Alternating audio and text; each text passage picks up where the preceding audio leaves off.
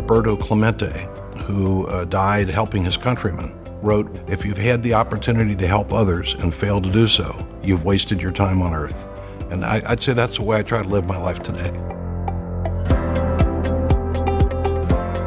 I grew up in Park Hills, Kentucky. I was the second oldest of 6 boys. I think I was a good kid overall, but a little bit of a renegade. People ask me, why do I eat so fast? And I remind them that I had 5 brothers, and in my family, if you didn't eat fast, you didn't eat.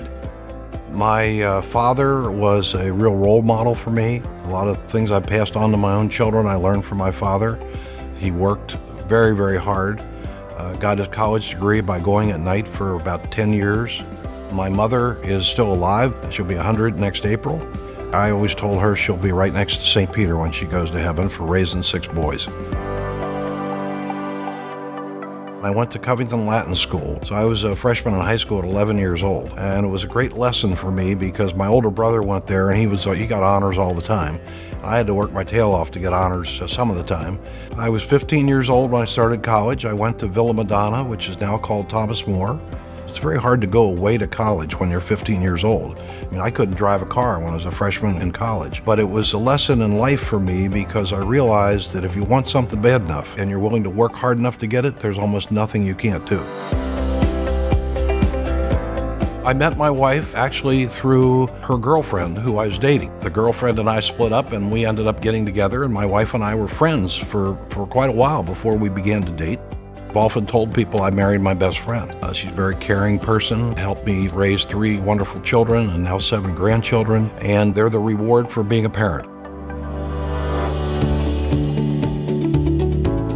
My career started when I got out of the Army in February 1965, and I went to work for a public accounting firm in Cincinnati and was a practicing CPA, very happy in my job, had a good relationship with the partners and thought my career was progressing nicely. And one day I get a phone call in my office and some guy named Dick Farmer calls up and he says, "I've heard about you, I'd like to talk to you about coming to work for me." And I said, "Dick, I'm very happy with what I'm doing now. I have no interest," and I hung the phone up. Well, Dick Farmer, if you know him, is a very persistent man. Dick and I finally met, and then Dick called me one day and he said, "You're not going to come to work for me, I got to find somebody else." And I couldn't make up my mind, so I went to church and prayed, and the good Lord told me what to do. Hiring Bob Kohlhepp was one of the smartest things I've ever done since I've been in business. He came into our business, and he and I became fast friends. He was a perfect partner for me. I've always been a person willing to take a chance. Going to work for Cintas was a calculated risk. I've always believed the level of innovation in any company is somewhat directed to the number of tries. I think that had a lot to do with why Cintas was successful. And it's just been wonderful to be part of a story of a company where I started in 1967, has sales of about $1 million and 62 employees. Today, it was sales of $6.5 billion and about 45,000 employees. What's so great about that is not just the financial success we've had, but there are 45,000 families out there in the United States and outside of the United States who rely on Cintas for a paycheck and a livelihood, and that's a tremendous responsibility, but it's something we all feel very, very good about.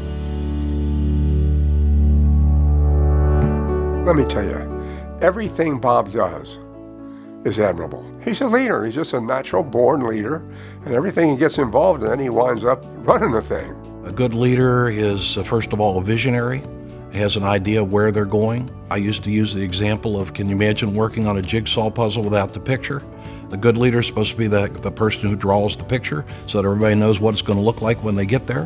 Whatever kind of leader I am, whatever kind, owes a lot to Bob. I remember early on in my presidency getting tips and pointers from how I manage workload to how I think in terms of strategy. There are situations I find myself in where I start to think to myself, how would Bob Kohlhepp handle this? Swear to God, true.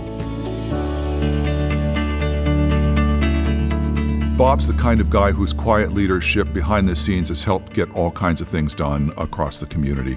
He's really lavished his attention on Xavier University. The Cintas Center is obviously the big thing, right?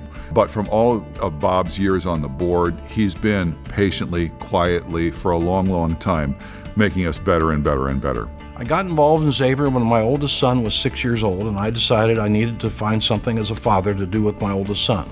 And so I bought 2 tickets, and my oldest son, Brent, and I started going to the basketball games at the Schmidt Fieldhouse. And then when my number 2 son, Scott, got a little older, he wanted to go as well. And so I went from 2 to 4 seats because my daughter didn't want to be left out and she wanted to go, and then my wife wanted to go. I ended up getting 6 seats because there were 5 of us and we had to have a place to put our coats because we're always sitting on our coats, so I got a 6th seat. When we opened the Cintas Center, I gave a talk, and one of the things I said was, if this building doesn't fire you up, your wood's wet. And I still believe that today. It's one of the best places in the United States to watch a basketball game, and I feel really good about that. Being in the spotlight is not something Bob likes, and just not at all. You know, he's not the kind of person who wants to seek glory for himself, not even a little bit.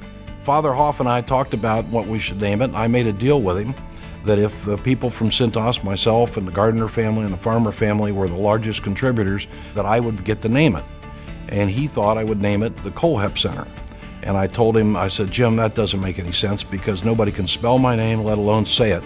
I said, and I wouldn't have had the money to give if it wasn't for Cintas. So this should be the Cintas Center. I didn't want my personal name on the court. I wanted my family's name on the court. And when people ask me, how do I feel about it? I say, well, more people can walk on me now. Bob is a man of deep, deep faith, but he's also a man of private faith. It's something that is kind of inside him that he feels very deeply.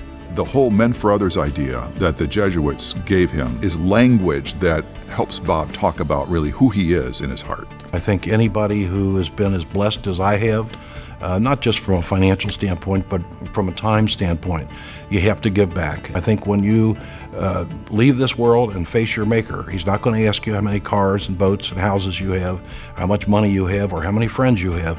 He's going to ask you, what did you do for the people you left behind? You better have a good answer.